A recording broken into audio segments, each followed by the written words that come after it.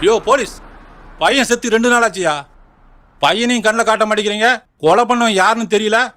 நீங்கள் மட்டும் கொலை பண்ணவன் யாருன்னு கண்டுபிடிக்கலைன்னா நானே தேடி கண்டுபிடிச்சு கொலை பண்ணுவேன். கர்ணா, இந்த கேஸில் எனக்கு ஏதாவது ஹெல்ப் தேவைப்பட்டா கூப்பிட்றேன், வாங்க. உங்கள் பையன் இறந்த ஸ்பாட்டுக்கு உடனே வாங்க. என்ன சார் ஏதோ வர சொன்னீங்க? சொல்கிறேன். டேய்,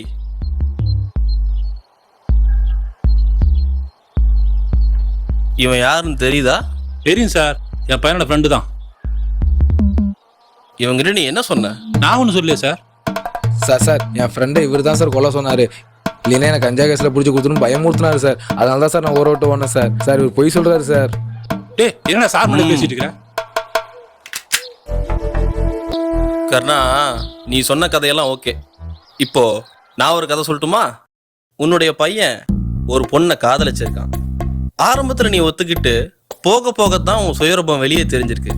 அந்த பொண்ணு வேற ஜாதின்னு தெரிஞ்சதும் இவங்களை எப்படியாவது பிரிக்கணும்னு நினைச்சிருக்க. நீங்க எப்ப வேற ஜாதின்னு தெரிய வருதோ அப்பதான் சைக்கோ ஆயிடுறீங்க. காலேஜுக்குள்ளேயே ரவுடி பசங்களை ஸ்டூடெண்ட் மாதிரி செட் பண்ணி ஆசிட் அடிச்சு அந்த பொண்ணோட முகத்தை செதைச்சிருக்கீங்க. அதுக்கப்புறம் கூட அந்த பொண்ணு ஆக்சிடென்ட்ல பாதிக்கப்பட்டு உன் பையனையே கொல்ல முடிவு பண்ணிட்ட. என்ன கதை நல்லா இருந்துச்சா? டேய்,